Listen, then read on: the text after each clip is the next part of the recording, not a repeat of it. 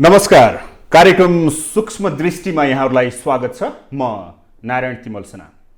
दर्शकवृन्द, नेपालको राजनीति यति बेला राजनीतिक दलले गर्दा जनतामा अलिकता निराशा जस्तो, लोकतन्त्र जुन 10 वर्ष जनयुद्ध, मधेस आन्दोलन, 62-63 को आन्दोलनपछि जुन उपलब्धि देशले हासिल गर्यो, त्यो उपलब्धिमा राजनीतिक दलहरू कहाँनिर चुकेका छन् र आम जनता निराश छन्।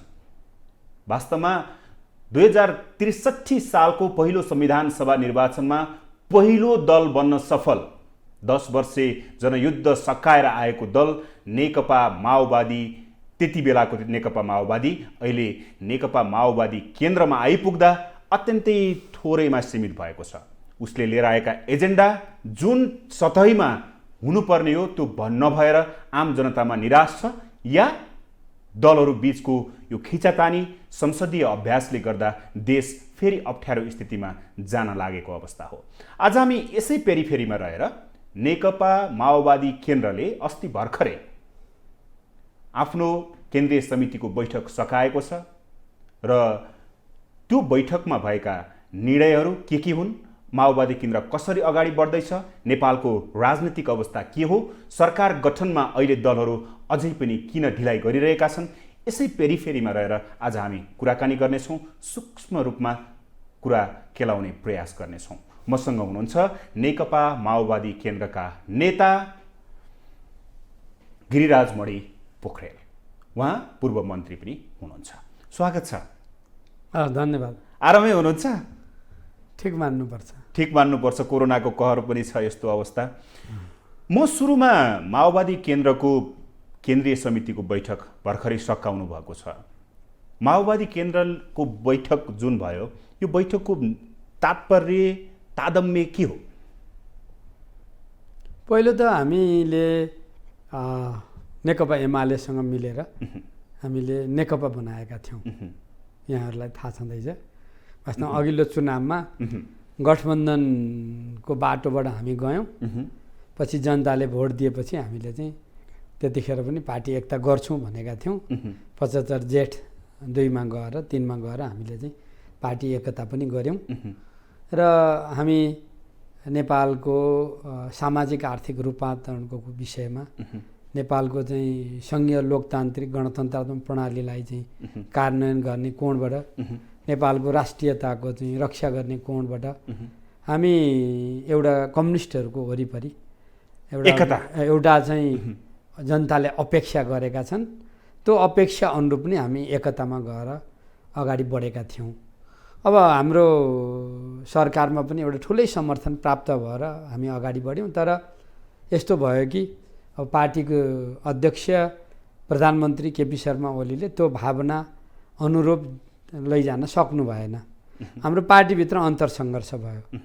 अन्तरसङ्घर्षको क्रममै चाहिँ उहाँले संसद विघटन गर्नुभयो र संसद विघटन गरिसकेपछि अब हामी संसदको पुनर्स्थापना गर्दै जनादेशको रक्षा गर्ने, लोकतान्त्रिक प्रणालीको सुदृढीकरणको दिशामा गयौँ र चाहिँ अब पटक पटक संसद विघटन भए, एकपटक मात्रै होइन। त्यो पृष्ठभूमिमा फागुन 23 गतेको सर्वोच्च अदालतले वास्तवमा हात हाल्नै नहुने एरियामा हात हाल्यो र हाम्रो पार्टीहरूको एकतालाई पूर्व अवस्थामा फर्काइदियो।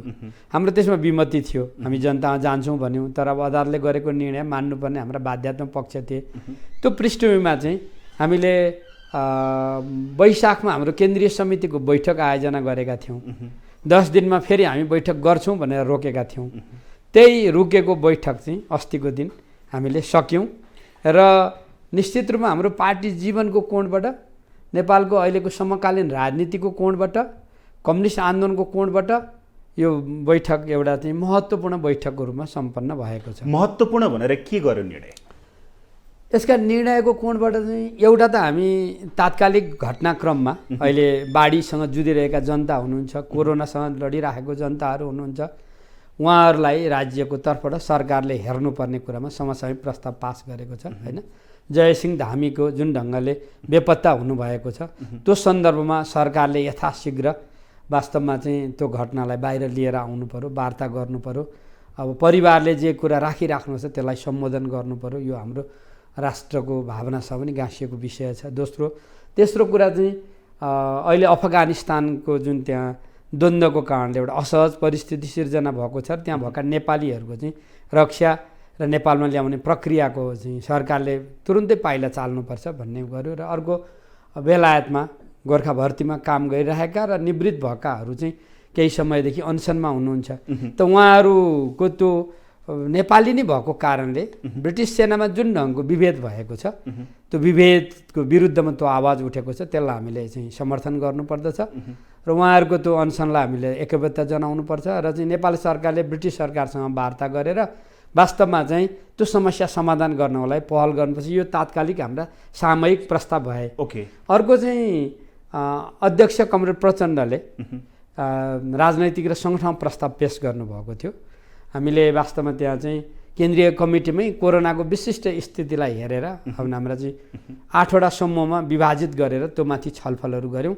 सबै समूहगत छलफलबाट चाहिँ महत्त्वपूर्ण सुझावहरू आए र त्यो प्रतिवेदन पास भएको छ। र त्यसले चाहिँ अब के गर्छ भने अहिले हाम्रो पार्टी जीवनमा जुन खालको चाहिँ एउटा गतिरोधको स्थिति थियो, अन्योलको स्थिति थियो, जिम्मेवारी विहीनताको स्थिति थियो, त्यसलाई अन्त गरेर अब हामी पुसको 11, 12, 13 गतेसम्ममा राष्ट्रिय सम्मेलन गर्ने गरी 4 महिने सङ्गठनात्मक अभियान त्यसले पास गरेको छ। र त्यसो गरेर साधारण सदस्यता वितरण, नवीकरण, सेलहरूको चाहिँ अहिले भेला गर्ने, त्यस्तै चाहिँ ओडाको सम्मेलन गर्ने, त्यस्तै किसिमले चाहिँ नगरपालिकाहरूको, गाउँपालिकाहरूको चाहिँ सम्मेलन गर्ने। अर्को एउटा महत्त्वपूर्ण हामीले चाहिँ अब हाम्रो जिल्ला जो छ त्यो जिल्लालाई चाहिँ यो सङ्घीयता अनुरूप चाहिँ एउटा समन्वयकारी बडीको रूपमा लैजाने पनि निर्णय गऱ्यौँ र म सकिहालेँ।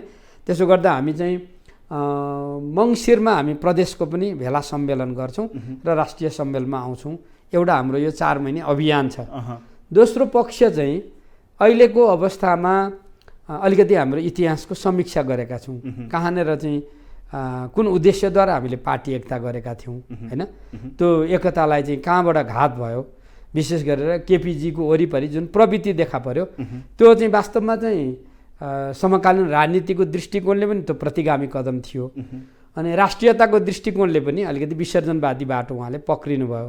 त्यस कारणले त्यो डकुमेन्टले त्यो प्रवृत्तिको विरुद्धमा सङ्घर्ष गर्दै मुलुकको अहिलेको लोकतान्त्रिक प्रणालीलाई व्यवस्थित गर्नुपर्छ, हामीले संविधानलाई कार्यान्वयन गर्नुपर्छ, सङ्घीयतालाई हामीले सफल बनाउनुपर्छ, हाम्रो राष्ट्रिय स्वाभिमानको चाहिँ हामीले रक्षा गर्नुपर्छ। यहीँनिर तपाईँले त्यो भनिरहँदाखेरि अध्यक्षको प्रतिवेदन, राजनीतिक प्रतिवेदन जसरी पास गर्नुभयो, प्रतिवेदनमा एउटा शब्द छ कि लोकतान्त्रिक वाम गठबन्धन पछिसम्म जान सक्ने छ भनेर भनिएको छ।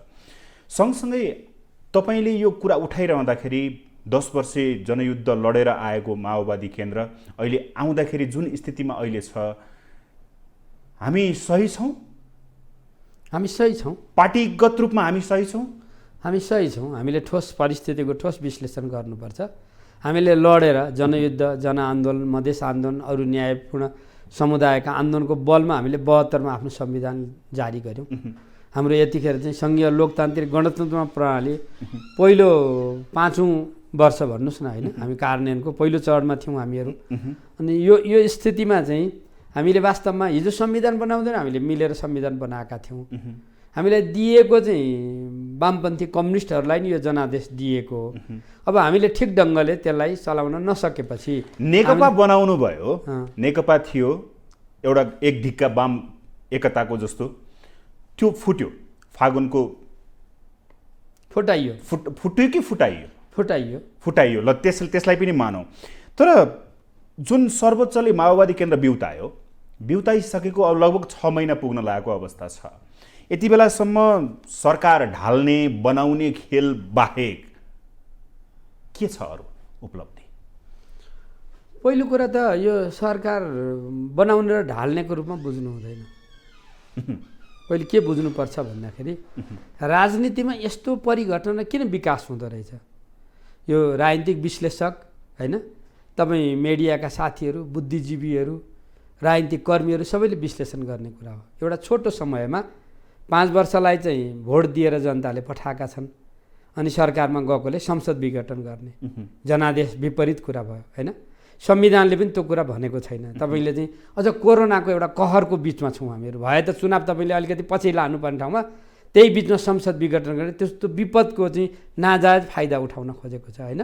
अनि त्यसैले हामीले चाहिँ केपीजीको वरिपरि एउटा यस्तो खालको चाहिँ चिन्तन विकास भयो। वास्तवमा त्यो राष्ट्रिय आत्मसमर्पणवादको कुरा थियो, विश्ववादको कुरा थियो, सङ्घीयतालाई नै धरापमा पार्ने कुरा थियो, संविधान कार्यान्वयनलाई मात्रै दोष लगाउन उचित होला र पोखरेलज्यू? पहिलो कुरा चाहिँ मूल र सहायक हुन्छ है। उहाँ प्रधानमन्त्री, उहाँ पार्टीको अध्यक्ष, अनि अरूले त्यो जिम्मा लिन मिल्छ र नारायणजी? त हामीले ठिक वस्तुनिष्ठ मूल्याङ्कन गर्नु, जसको जुन जुन क्रम अनुसार चाहिँ जिम्मेवारी छ त्यो लिनु पर्दछ सोपान अन्तर्गतको। तर तपाईँले पार्टीको लिडरसिप पनि दिनुभएको छ, सरकारको पनि लिडरसिप दिनुभएको छ, एकता गरेको छ र अब त्यो ढङ्गले चाहिँ नलगिसकेपछि र घोषणापत्रको आधारमा काम गरेको छैन, पार्टीभित्रको अन्तरसङ्घर्ष रिसाएर लगेर चाहिँ संसद विघटन गरेको छ, अनि त्यो अर्कोले जिम्मा लिएर हुने हो र त्यो एउटा मेरो यसमा भनाइ हामी 7 जना मन्त्रीहरूले जब संसद विघटन गऱ्यो हामीले राजीनामा दिएका थियौँ। राजीनामा दिँदा हामीले भनेका थियौँ यो चाहिँ संविधान सम्मत पनि छैन, यो चाहिँ प्रजातान्त्रिक पनि छैन, यो जनादेश अनुरूप पनि छैन। सर्वोच्चले त्यो चाहिँ सर्वोच्चका न्यायमूर्तिहरूले त्यो फैसला गर्नुभयो। तपाईँहरूले दुई पटक गर्दाखेरि पनि फैसला गर्नुभयो र वास्तवमा उहाँको कदम ठिक थिएन। त उहाँले त्यो चालेको कदमको प्रतिक्रिया स्वरूप चाहिँ निश्चित रूपमा उहाँको यात्रालाई अगाडि जान दिने हो भनेदेखि नेपाली समाजले लडेर लिएर आएका अधिकारलाई हामीले छोडिदिनुपर्छ र उहाँको एउटा फासिस्ट चिन्तनमा आधारित भएको बाटोमा जानुपर्छ भन्ने विश्लेषण। यहीँनिर तपाईँहरूले जुन भन्नुभएको छ केपी ओलीको मेन रिजन त्यहाँनिर देखाउनु भएको छ। देश त्यसो भए कहाँनिर चुक्यो त? तपाईँहरूले यत्रो आन्दोलन गरेर जनतालाई हामी यो गर्छौँ भनेर गणतन्त्र ल्याएर संविधान सभाबाट संविधान जारी गरेर यति हुँदा पनि जनता किन असन्तुष्ट, किन निराश छन् राजनीतिक दलप्रति, नेताप्रति? यो चाहिँ एकदम राम्रो प्रश्न हो यो है। तपाईँले चाहिँ अब सरकार ढाल्ने र बनाउने भए के भयो त भनेपछि मैले अलिकति बुझाउने कोसिस त गर्नु पर्यो। अझै मेरा त्यसभित्रपट्टि भन्नुपर्ने विषयहरू छन् र यो अहिलेको परिघटनालाई एकदम हलुका ढङ्गले नलिउँ। यो वास्तवमा प्रजातन्त्रको लोकतन्त्रको रक्षा हो, संविधानको चाहिँ कार्यान्वयन हो, यो सङ्घीयताको प्रणालीलाई कार्यान्वयन गर्ने दिशामा गरिएको प्रयत्न हो। अझ सुरुमा त हामी एक्लै हिँडेका थियौँ, पछिल्लो बेलामा दोस्रो पटक संसद विघटन भएपछि त पार्टीहरू चाहिँ साझा सहमति गरेर जानै पर्ने ठाउँमा पुग्यौँ र एक खालको चाहिँ नेपालमा आफैले लडेर लिएर आएको अधिकार रक्षा गर्ने दिशामा जाँदाखेरि संसद पुनर्स्थापना गर्न हामी सरकारको मात्रै होइन सर्वोच्च गयौँ हामीहरू है। संसद पुनर्स्थापना त सरकार बनाउन मात्रै रहेछ भन्ने त हिजो संसद अन्त्य भइसकेपछि प्रश्नै भयो नि। त्यसमा पनि हामी आउँछौँ, त्यो पनि तपाईँले केही समयपछि अझै हेर्ने स्थिति रहन्छ। तपाईँको पहिलेको प्रश्नमा म जान्छु कि वास्तवमा चाहिँ दलहरूले कहाँ गल्ती गरे त है। हामीले हिजो जनताको भावनालाई पक्रिएर दुःख कष्ट गरेर त्याग बलिदान गरेर लडेर आएका शक्तिहरू हौँ। नेपालको 72को संविधान निर्माणसम्म पनि हामी चाहिँ वास्तवमा मतभेदको बिचबाट एउटा सहमति कायम गरेर एउटा सहमतिको आफ्ना मतभेदहरू राख्दै सहमतिको संविधान निर्माण गरेका हौँ। अब त्यो संविधानले परिकल्पना गरेको व्यवस्थालाई कार्यान्वयन गर्ने कोणबाट चाहिँ पहिलो जरुरी चाहिँ के थियो त? पार्टीहरू आफै व्यवस्थित हुन जरुरी थियो, नेताहरूले पनि परिस्थितिले माग गरे अनुरूप चाहिँ आफूलाई रूपान्तरण गर्न जरुरी थियो, उनीहरूले आफ्नो कार्यदिशाहरू ठिक ढङ्गले निर्माण गर्न जरुरी थियो, उनीहरूको पङ्क्तिभित्रपट्टि चाहिँ सामाजिक सांस्कृतिक रूपान्तरणको आवश्यकता थियो, पार्टीहरू चाहिँ विधि र पद्धतिमा चल्नु पर्थ्यो। त्यस्तो भएन, पार्टीहरू गुटमा विभक्त भए, स्वार्थ केन्द्रित भए।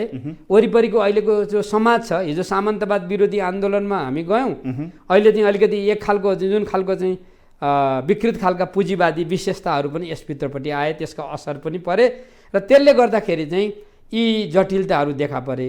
अब धेरै ठुलो जनताले अपेक्षा गरेका छन् नि, त्यो अपेक्षा पुरा गर्नको लागि त एउटा रूपान्तरणको प्रक्रियाबाट दलहरू जानुपर्ने थियो होइन। त्यसमा म एकदमै सूक्ष्म दृष्टिबाट हेर्दाखेरि पार्टीहरू चाहिँ यथास्थितिका वाहक भए, अग्रगामी परिवर्तनका, यो त्यो यथास्थलाई भत्काएर माथि जाने चिजका चाहिँ वाहक हुन सकेनन् र चाहिँ नेताहरूसँग जुन खालको चिन्तन, जुन खालको चाहिँ कार्यशैली, जुन खालको जीवनशैली माग गरेको छ त्यो प्राप्त भएन। र फेरि हामी त यस्तो चाहिँ रणनैतिक ठाउँमा छौँ, हामीहरू यहाँ बाहिर खेल्ने शक्तिहरू पनि छन्, आफूलाई क्रीडास्थल बनाउन चाहनेहरू पनि छन्, त्यस्ता धेरै चिजहरूको असर यसभित्रपट्टि पर्यो।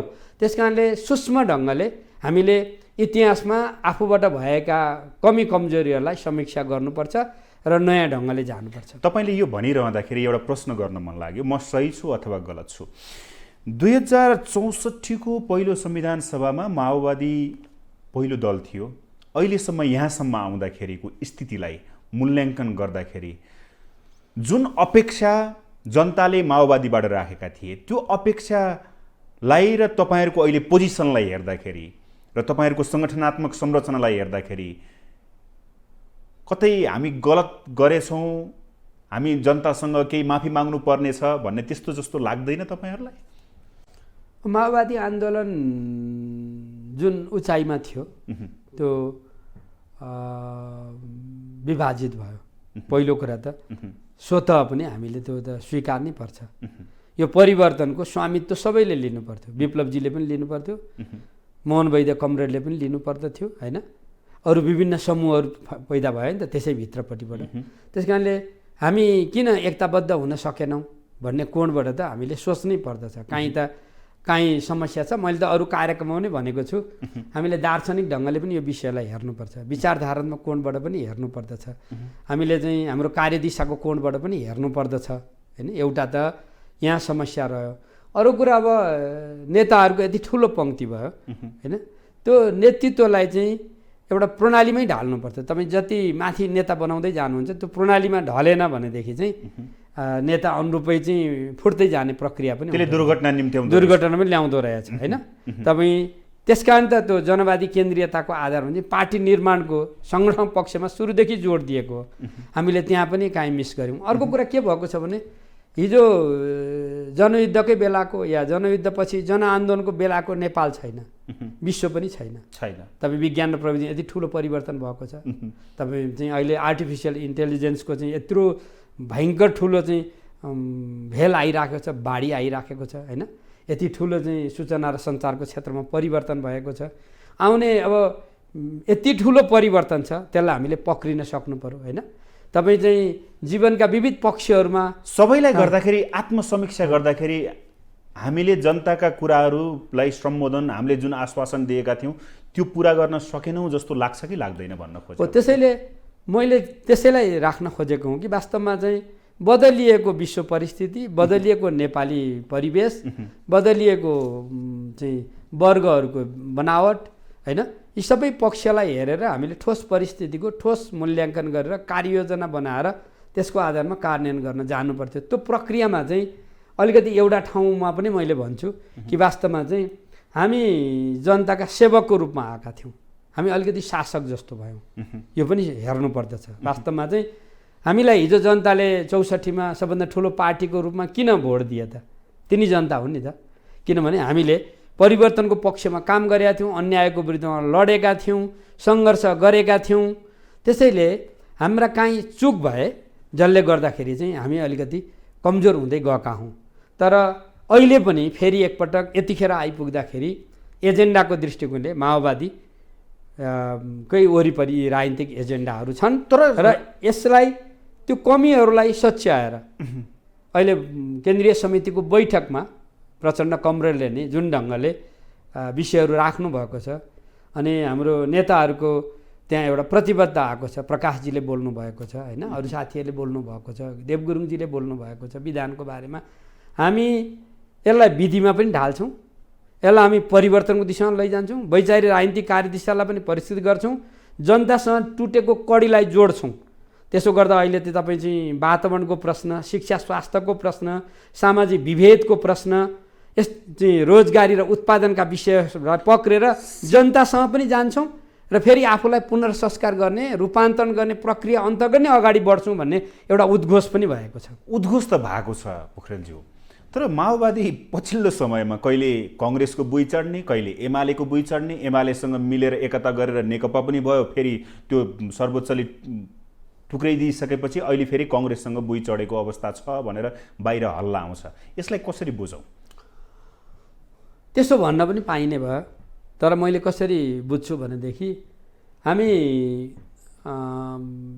यो पछिल्लो चुनावभन्दा अगाडिका सङ्क्रमणकालीन अवस्थामा हेर्नुहुन्छ भने पहिलो चुनावमा हामीलाई सबभन्दा ठुलो पार्टी बनायो होइन, अनि त्यसपछिको कोणबाट हेर्नुहुन्छ भनेदेखि चाहिँ अब अलिक चाहिँ मिलेर जानुपर्ने परिस्थिति नै भयो। दुईवटा संविधान सभाको दृश्य हेर्नुहुन्छ भन्दाखेरि यहाँका प्रमुख राजनीतिक शक्तिहरूसँग नमिलिकन चाहिँ संविधान बन्दैन भन्ने ठाउँमा गयो र हामीले राजतन्त्रलाई पराजित गरिसकेको स्थितिमा त्यो सामन्तवाद विरोधी आन्दोलन लागेका शक्तिसँग मिलेर संविधान बनाउने प्रक्रियामा गयौँ। त्यो मिल्नुपर्ने जरुरी थियो। नमिलेको भए भूकम्पपछिको एउटा परिवेशमा जसरी संविधान बन्यो देश त अझै अर्को ठाउँमा जान्थ्यो। त्यसपछि अब हामीले छुट्टा छुट्टै सरकार चलाएका गठबन्धन गरेका मिलेका सबै अनुभवलाई पनि हेरेर एकपटक चाहिँ नेपाली जनताले वामपन्थी र कम्युनिस्टहरूकै वरिपरि चाहिँ गएर काम गरून् भन्ने अभिमत छ भन्ने कुरालाई ध्यान दिएर नै हामी त्यो प्रक्रियामा गएका थियौँ। अब त्यो वास्तवमा एमालेको बुई चढेको कुरा थिएन। नेपालका विभाजित यो तृतीय महाधिवेशनपछि विभाजित भएका अलग अलग धारहरू एकअर्कालाई सिद्ध्याउन भनेर हिँडेका, तर तपाईँ चाहिँ स्थानीय तहको चुनावपछि के देखियो त भन्दाखेरि एकले अर्कालाई सिद्ध्याउन सकेन, बरु मिलेर जानुपर्छ भन्ने कुरा त्यो जनादेशले नि त्यो कुरा भनेपछि हामी त्यो बाटोमा गयौँ। हामी वास्तवमा अगाडि लोकल चुनावमा कङ्ग्रेससँग पनि गठबन्धन गरेर काम नगरेका होइनौँ हामीहरूले। त्यसैले यसलाई कसरी बुझ्नुपर्छ भने तत्कालीन परिस्थितिले माग गरेको दायित्वलाई निर्वाह गर्नको लागि एक्लै र अरू शक्तिसँग मिलेर जानु त राजनीतिक दलको जिम्मेवारी भित्रै पर्दछ, त्यो दायित्व भित्रै पर्छ, त्यसलाई अन्यथा बुझ्नु हुँदैन। होइन हामी कमजोर भयौँ त्यसकारण चाहिँ कसैको कठालो समातेर जाउँ भन्ने हो। त्यो कमजोरको मात्रै कुरा होइन, विभाजित कम्युनिस्टहरूलाई एकताबद्ध गरेर एउटा दह्रो केन्द्र बनाएर अगाडि बढ्नु त त्यो कमजोरीको कुरा होइन। एउटा चाहिँ शक्तिशाली एउटा सही सोच भएको पार्टीले त जतिखेर पनि गर्नुपर्ने हुन्छ। अर्को कुरा चाहिँ तात्कालिक मुद्दामा आधारित भएर मिल्न सक्ने जतिसँग मिल्नुपर्छ। जनयुद्ध पनि त जनआन्दोलनसँग मिलेर गएर यो परिवर्तन भएको हो होइन। हामीले हेर्नुपर्छ, त्यो हामीले संविधान बनाउँदा पनि मिलेकै हौँ हामीहरू। अहिले पछिल्लो बेलामा जब केपीजीले चाहिँ यी राजनीतिक घटनाक्रम पश्चगामी राजनीतिक घटनाक्रमहरू चलाइसकेपछि चाहिँ फेरि संविधान बनाउने शक्ति लोकतन्त्रलाई लाग्ने शक्तिहरू चाहिँ मिलेर लड्नु पर्यो भन्नु चाहिँ बेठिक थिएन। यति हो कि अहिले यतिखेर वाम प्रजातान्त्रिक जुन एउटा चाहिँ एकता गरेर हामीले चाहिँ अब जनताले अपेक्षा गरेका कुरालाई चाहिँ कार्यान्वयन गर्ने दिशामा जानुपर्छ, राष्ट्रिय सार्वभौमिकतालाई रक्षा गर्ने दिशामा जानुपर्छ, सामाजिक परिवर्तनको दिशामा जानुपर्छ, सरकारलाई स्वच्छ ढङ्गले सञ्चालन गर्ने दिशामा जानुपर्दछ। त्यस्तै किसिमले चाहिँ हामी पार्टीहरूका हाम्रा मतभेदहरू पनि छन्, त्यसलाई चाहिँ एउटा चाहिँ साझा कार्यक्रम हामीले बनाएका छौँ, न्यूनतम साझा कार्यक्रम आएको छ। अब सरकारलाई पनि मिलेर चलाउने दिशामा यसलाई लैजानुपर्छ र एउटा यस्तो खालको चाहिँ अपेक्षा गरेको छ देशले कि वास्तवमा चाहिँ मैले फेरि अर्को एउटा कुरा पनि यहाँ थप्दछु। हामी यो संसदको सङ्ख्यामा शक्ति सन्तुलनमा जनमतमा अलिकति पछाडि परेको भए पनि एकछिन माओवादी आन्दोलनको कोणबाट प्रचण्ड कमरेडको भूमिकालाई हेर्नुहुन्छ भनेदेखि यो प्रतिगमन विरोधी आन्दोलनमा सुरुदेखि पार्टीलाई परिचालन गरेर अरू दलहरूलाई परिचालन गरेर एक्लै हिँडेकालाई पनि संयुक्त रूपमा ल्याएर आज शेरबहादुरजीलाई उहाँको नेतृत्वमा प्रधानमन्त्री बनाउने सम्ममा पनि यसले चाहिँ पहल गरेको छ। त्यसकारण पहल कदमीको प्रचण्डको कुरामा त उहाँको राजनीति भनेकै क्रमभङ्गको राजनीति हो भनेर बुझ्न सकिन्छ। तर यहाँनिर मैले के प्रश्न गर्न खोजेँ भने अघि सरकार सञ्चालनको कुरा पार्टीको आफ्नो ठाउँमा छ भनेपछि अब यो क्रमभङ्गतालाई पनि सधैँ जुन पाए त्यही क्रमसँग जोडिदिनु हुँदैन। कुन क्रममा हो त्यो, कुन ठाउँमा भङ्ग गर्नुपर्ने कुरा हो। नेकपा नेपाली काङ्ग्रेस चाहिँ संयुक्त प्रहार गर्ने ठाउँमा थिएन, निश्चित हो नेपाली काङ्ग्रेस सहित जानुपर्ने आवश्यकता थियो होइन। त्यो क्रम त टुटाउनै पर्यो नि होइन। र मोहन विक्रम सिंह कमरेडसँग कति लामो समयपछि एउटा मोर्चा बन्यो होइन। अब माधव नेपाल कमरेडले त्यो ढङ्गले साथ नदिएको भएदेखि त्यो प्रतिगमन विरोधी आन्दोलन यो ठाउँमा पुग्दैन, त्यहाँ पनि क्रमभङ्ग। अब यहाँ कङ्ग्रेससँग आउनु भएको छ, त्यहाँ पनि फेरि क्रमभङ्ग हुने त होला नि होइन। पोलिटिक्स त प्रचण्डको त्यस्तै देखिन्छ नि, सुरुदेखि अहिलेसम्मको 40 वर्षको उहाँको जुन नेतृत्वदायी भूमिकामा खेलेको भूमिका र सँगसँगै उहाँले गरेका क्रियाकलाप पोलिटिकल क्रियाकलाप हेर्दाखेरि त क्रमभङ्ग बाहेक त अरू केही पनि देखिँदैन नि होइन। तपाईँ यत्रो ठुलो चाहिँ देशमा चाहिँ युगान्तकारी परिवर्तन भएको छ, राजतन्त्र ढलो 1800 वर्षको, यो सङ्घीय लोकतान्त्रिक गणतन्त्रात्मक प्रणाली आयो, समाजवाद उन्मुख संविधान बनायौँ, त्यत्रो चाहिँ जनयुद्धलाई उहाँले शान्ति प्रक्रिया मार्फत रूपान्तरण प्रक्रियामा लिएर जानुभयो होइन। तपाईँ हेर्नु त अहिले पनि चाहिँ यहाँको राजनीतिको एउटा केन्द्रबिन्दु हुन्छ, त्यत्तिकै त एउटा मान्छेले जादु गरेर त आउँदैन त। खैर ठिक छ। त्यस कारणले निश्चित हो कि उहाँसँग गतिशीलता पनि छ, परिस्थितिले माग गरेको तात्कालिक फैसला पक्रेर जाने विशेषता पनि छ र अहिलेको पछिल्लो बेलामा नेपालका चाहिँ वाम प्रजातान्त्रिक शक्तिहरू मिलेर अगाडि बढ्नुपर्छ भन्नेमा उहाँले खेलेको भूमिकालाई सकारात्मक ढङ्गले लिनुपर्छ।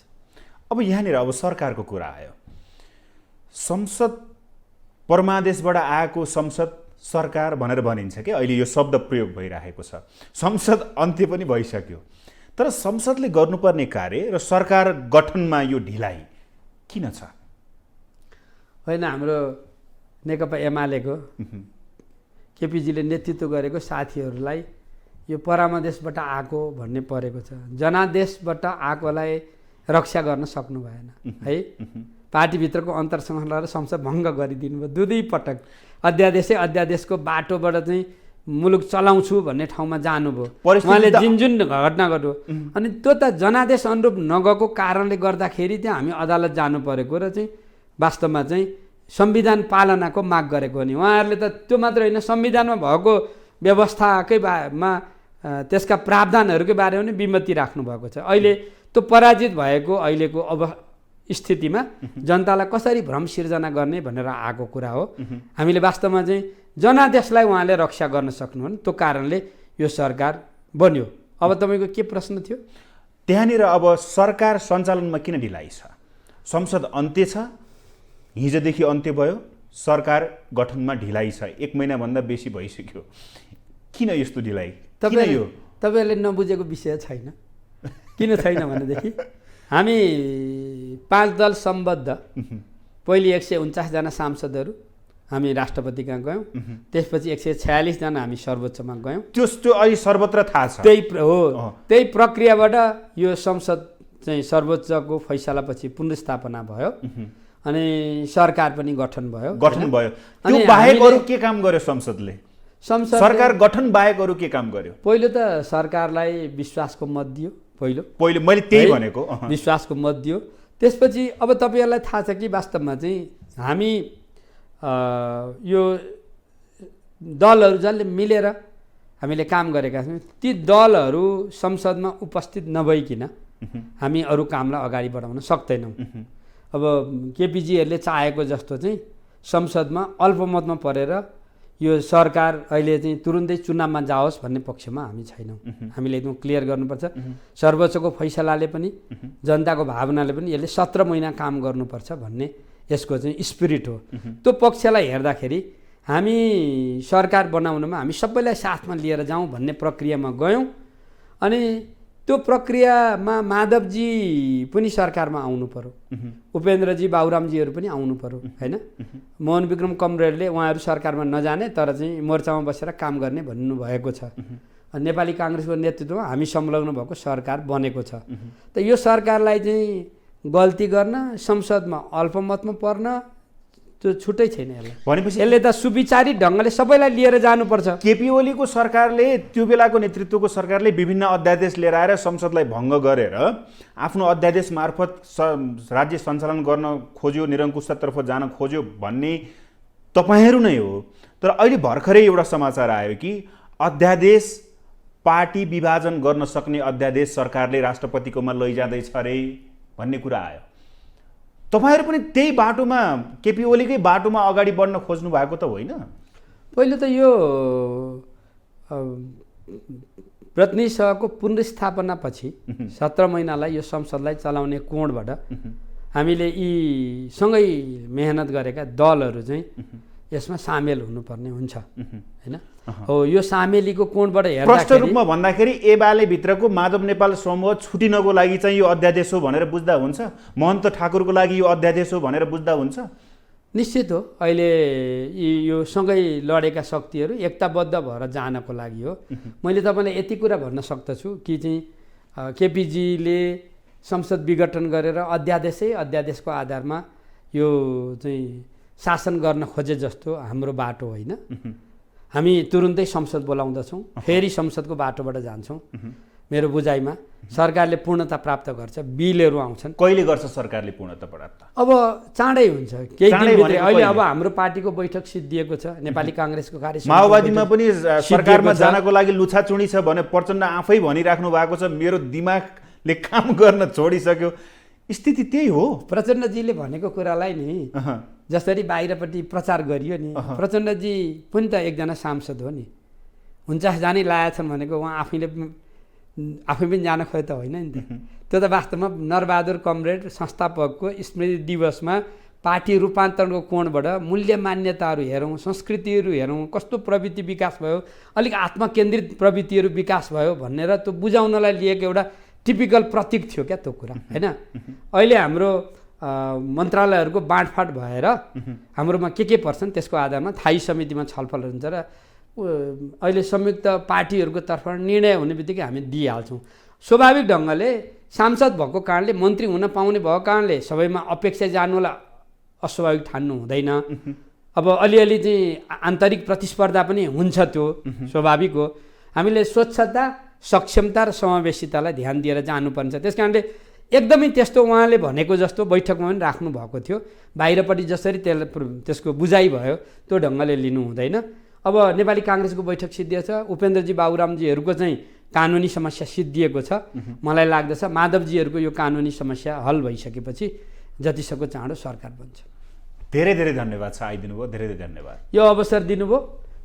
फेरि एकपटक यो नेपाली समाजको जो अवस्था छ यो आशावादी हौँ, यसलाई सकारात्मक दिशामा लानुपर्छ, राष्ट्रियताको प्रवर्धन गर्नुपर्छ, सामाजिक आर्थिक रूपान्तरण गर्नुपर्छ। हिजो जेको लागि हामीले लडेका थियौँ त्यो दिशामा राजनीतिक दल जानुपर्दछ भन्ने चाहिँ तपाईँ मार्फत पनि, यो सूक्ष्म दृष्टि मार्फतबाट पनि म चाहिँ राख्न चाहन्छु। धेरै धेरै धन्यवाद छ। हस्, नमस्कार।